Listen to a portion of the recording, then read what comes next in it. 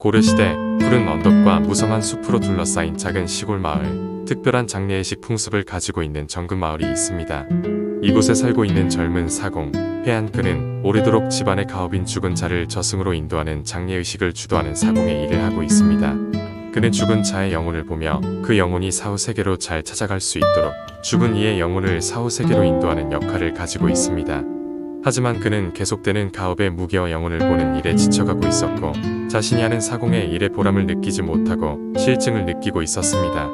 그런 일상에서 유일하게 자신의 안식처가 되어주는 옆마을의 약혼녀 예린 그녀는 죽은 자들의 영혼을 만나야 하는 차가운 세계인 장례사 사공의 일로부터 항상 밝은 미소로 따뜻함을 주며 그를 보살펴주는 무상의 빛 같은 존재입니다.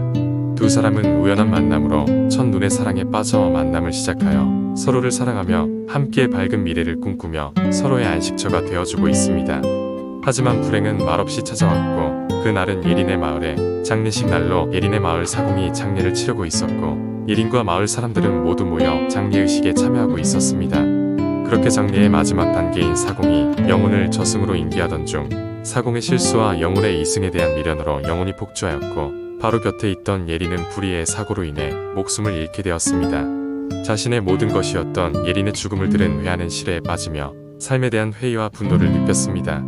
하지만 사공인 회한은 주저앉아 있을 수 없었고 예린의 장례식에 사공을 맡아 그녀를 사후 세계로 인도하는 역할을 자처합니다. 회한은 마을 사람들과 슬픔에 빠진 채 예린의 추모와 장례를 치르고 영혼 인도 의식을 준비합니다. 마을에는 무거운 공기와 함께 사람이 살지 않는 것처럼 공허한 분위기가 맴돕니다. 회한의 사공의식이 시작되고 회한은 예린의 영혼을 불러냅니다. 예린의 영혼이 나타나고 회한은 예린의 영혼을 하염없이 바라보지만 예린의 영혼은 회한을 알아채지 못하고 멍하니 허공만을 바라보고 있을 뿐 어떠한 행동도 취하지 않습니다. 사공의식의 마지막 단계인 영혼들의 안식처에 도착했지만 회한은 예린의 영혼을 놓아주지 못하고 한자리에 우두커니 서 떠나가는 그녀의 뒷모습만을 멍하니 지켜봅니다. 하지만 마지막 삶과 죽음의 경계에서 예린은 회한을 돌아보며 그녀가 항상 회한에게 지어주던 밝고 환한 얼굴로 미소 지으며 회한을 바라본 후 유유히 떠나갑니다. 회한은 예린의 마지막 모습을 보며 많은 생각에 잠기며 그동안 자신이 의미 없이 치렀던 장례의식과 영혼을 인도하는 사공의 일을 돌이켜 보며 자신의 잘못을 깨닫고 뉘우칩니다.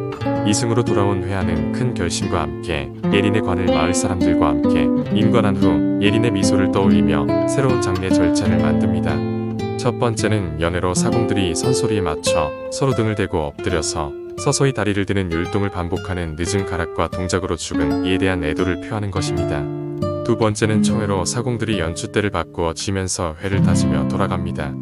이는 앞의 연애 과정보다는 조금 빠른 중간 다지기입니다. 세 번째는 방해로 회 다지기가 절정을 이르는 과정으로 두 발차기와 세 발차기의 율동과 소리가 매우 빠르고 회를 굳게 다지는 마지막 과정입니다.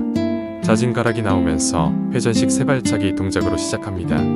회 다지기가 막바지에 이르면 회다지꾼과 긍정 밖의 모든 일꾼이 한데 어울려 큰 율동과 함께 에에라 다회를 우렁차게 부르며 이를 마무리합니다. 그리고 사공회하는 모든 염들에게 진심을 담아 곡조를 부릅니다. 그의 목소리는 염들이 평화를 찾을 수 있도록 도와줍니다. 이 과정들을 통해 망자의 한을 달래줌과 동시에 망자들이 흥겨운 곡조를 들으며 기쁜 마음으로 사공으로부터 저승으로의 인도를 받을 수 있게 됩니다. 이 전통은 계속해서 이어졌고 많은 변형과 발전이 있었지만 장례의 기원과 의미는 퇴색되지 않고 이어져 왔습니다.